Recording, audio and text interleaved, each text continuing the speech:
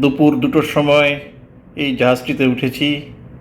এই জাহাজটির নাম এন্ডিউরো ট্রেডার।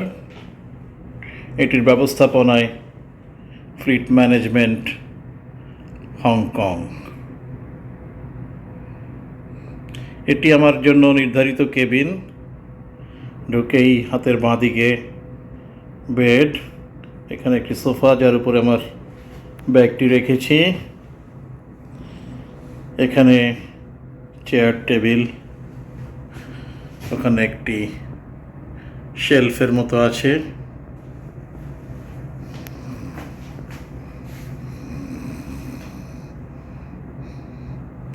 এখানে যে দরজাটি খোলা দেখা যাচ্ছে এটি ওয়াশরুমের দরজা। এখানে একটি কাবার্ডের উপরের অংশে জীবন রক্ষাকারী সরঞ্জাম, লাইফ জ্যাকেট এবং ইমার্শন স্যুট রয়েছে। দেয়ালে নানান রকমের সেফটি পোস্টার লাগানো আছে।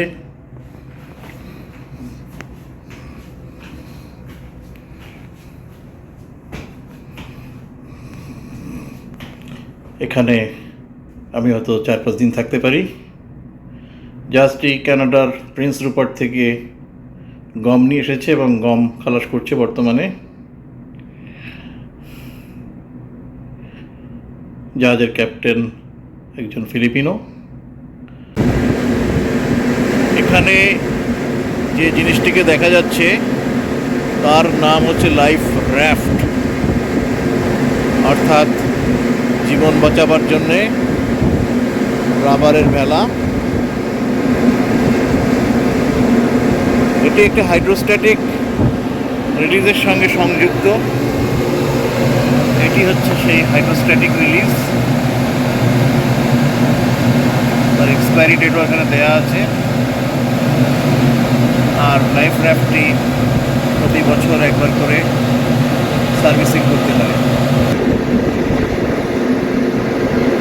জরুরি অবস্থায় যদি জাহাজ অ্যাবান্ডন করতে হয় এবং লাইফ বোটটি নামাবার যথেষ্ট সময় না পাওয়া যায়, বা লাইফ র্যাফট যদি নামাবার সময় না পাওয়া যায়, লাইফ জ্যাকেট পরে সবাই জলে নেমে পড়লে জাহাজ যখন ডুবে যেতে থাকে এই লাইফ র্যাফটটিও অটোমেটিক্যালি রিলিজ হয়ে যায়। এবং রিলিজ হবার পরে এটি ভেতরে সিলিন্ডারের মধ্যে কার্বন ডাইঅক্সাইড গ্যাস আছে। কার্বন ডাইঅক্সাইড গ্যাসের কারণে এটি ইনফ্লেটেড হয়ে যাবে এবং এর ডাবল ফ্লোর। সি টেম্পারেচার যদি কম থাকে অন্তত ঠান্ডার হাত থেকে রক্ষা করে। এর ওপরে ক্যানোপি বা ছাদ ঢাকনা দেয়া আছে। এর ভেতরে লাইফ বোটের মধ্যে যে সমস্ত food ration, fresh water, fishing kit থাকে সবই এর মধ্যে পাওয়া যায়। এবং এতে 25 জন ধারণ ক্ষমতা সম্পন্ন, অর্থাৎ এটি অত্যন্ত জীবন রক্ষাকারী একটি ইকুইপমেন্ট।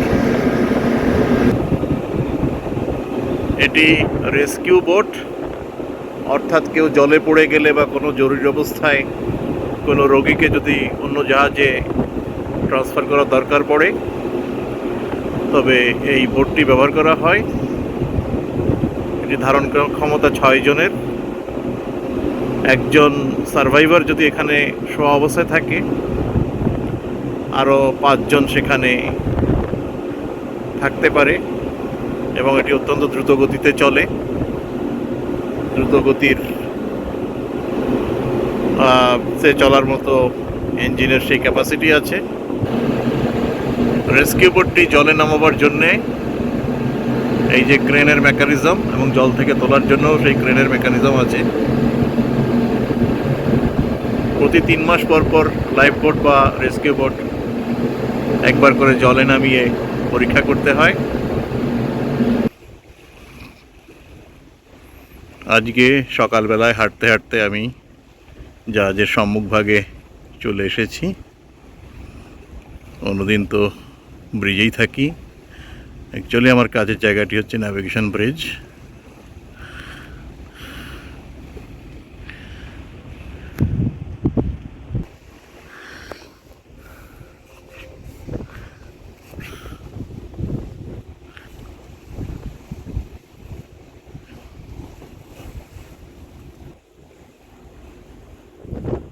এই মুহূর্তে কোনো মালামাল খালাস হচ্ছে না, ছোট জাহাজ পাওয়া যাচ্ছে না বলে, তাই জাহাজের হোল্ডগুলো ঢাকনা দিয়ে বন্ধ করা আছে।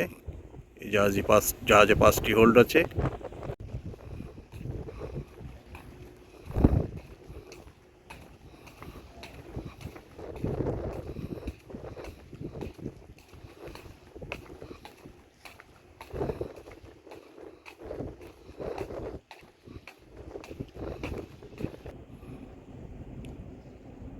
এগুলোকে বলে গ্র্যাব। এর মাধ্যমে গম খালাস করা হয়।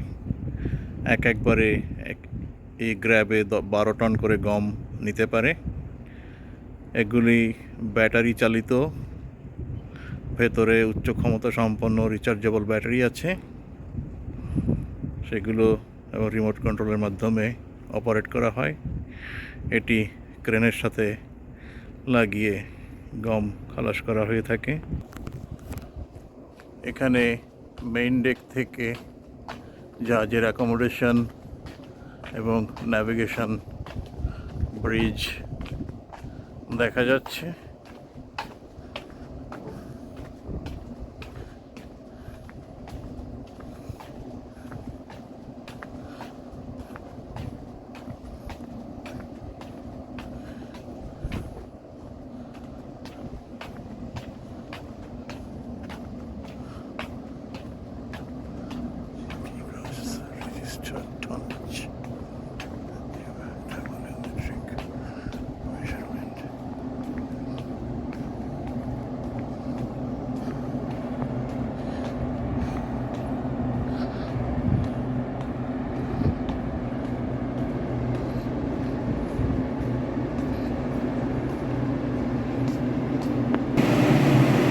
এখানে আমরা দেখতে পাচ্ছি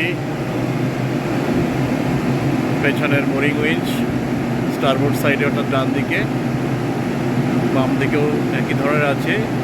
এগুলো দিয়ে জাহাজ জেটির সাথে বাঁধতে হয়।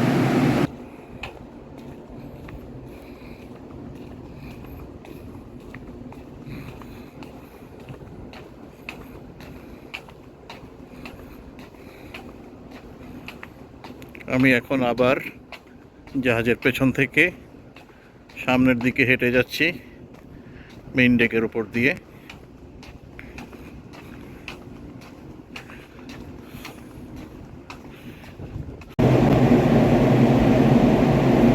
আজ 2রা এপ্রিল 2024।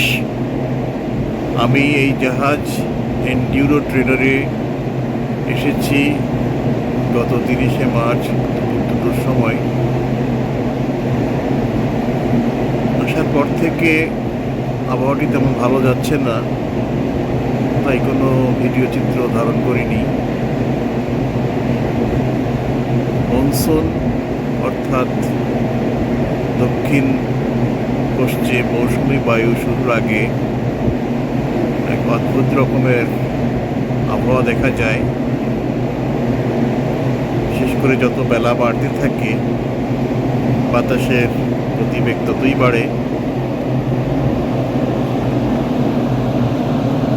গত 3 দিন যাবৎ বাতাসের গতিবেগ 20 থেকে 24 নট অর্থাৎ 36 থেকে 45 কিলোমিটার প্রতি ঘন্টায়, এবং সমুদ্র যথেষ্ট উত্তাল। এটি একটি বাল্ক ক্যারিয়ার। কানাডার ভ্যাঙ্কুভার এবং প্রিন্স রুপার্ট থেকে 59,700 টন গম নিয়ে এসেছে। আংশিক খালাস করেছে কুতুবদিয়া অ্যাঙ্কারেজে, তারপরে গভীরতা কমিয়ে বর্তমানে এটি চট্টগ্রাম বন্দরে এসেছে। এই জাহাজে ক্যাপ্টেন এবং সিনিয়র অফিসাররা সহ অধিক 14 জন ফিলিপিনো, 4 জন ইন্ডিয়ান এবং 2 জন ভিয়েতনামিজ। যে সমস্ত জাহাজে মিক্সড ন্যাশনালিটি, অর্থাৎ অনেকগুলো দেশের লোক কাজ করে। আমার সেখানে খুব ভালো লাগে। এখানে বাংলাদেশের পতাকা উত্তোলন করছে। আন্তর্জাতিক নিয়ম অনুযায়ী জাহাজটি যে দেশে যায় সেই দেশেরই পতাকা উত্তোলন করতে হয় সবচেয়ে উঁচুতে, সূর্যোদয় থেকে সূর্যাস্ত পর্যন্ত। এর আগে একটি ভিডিও চিত্রে আপনাদেরকে এমওবি মার্কার বা ম্যান ওভারবোর্ড মার্কার সম্পর্কে বিস্তারিত বলেছিলাম, সুতরাং এখন এখানে বিস্তারিত বলবো না। এটি হচ্ছে জাহাজের এমওবি মার্কার স্টারবোর্ড সাইডে, আর এটি হচ্ছে ব্র্যাকেটের ভেতরে লাইফ বয়।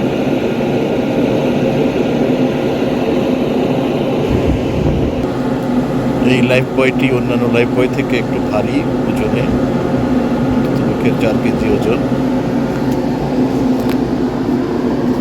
আর এখানে যে লিভারটি দেখতে পাচ্ছেন, এই লিভারটি ডান দিকে ঘুরিয়ে টান দিলে বয়টি রিলিজ হয়ে যাবে, এবং বয়টি যখন মোটামুটি যথেষ্ট নিচে নামবে তখন গ্র্যাভিটেশনাল ফোর্সের কারণে এমওবি মার্কারটিও রিলিজ হবে।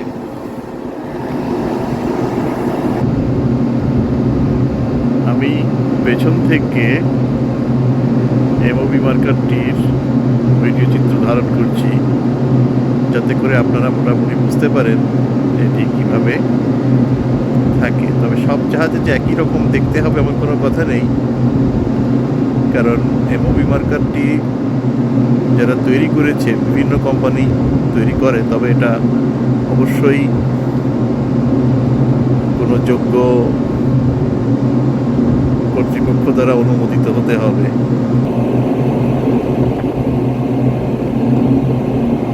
এটি হচ্ছে এই জাহাজের স্যাটেলাইট ইপার্ভ।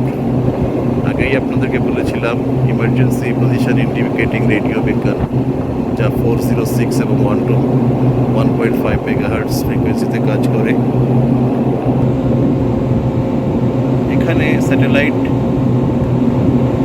ইপার্ভের যে হাইড্রোস্ট্যাটিক রিলিজ আছে তার এক্সপায়ারি ডেট, সুতরাং এই তারিখের মধ্যেই এর হাইড্রোস্ট্যাটিক রিলিজটাকে বদলে ফেলতে হবে। আগে অন্য একটি ভিডিও চিত্রে আপনাদেরকে ভয়েস ডেটা রেকর্ডার বা ব্ল্যাক বক্স সম্পর্কে বলেছিলাম, যেটি বিমানেও থাকে জাহাজেও থাকে। এটি সেটি, জাহাজের সমস্ত ডেটা এখানে রেকর্ডেড থাকে, এমনকি ন্যাভিগেশন ব্রিজে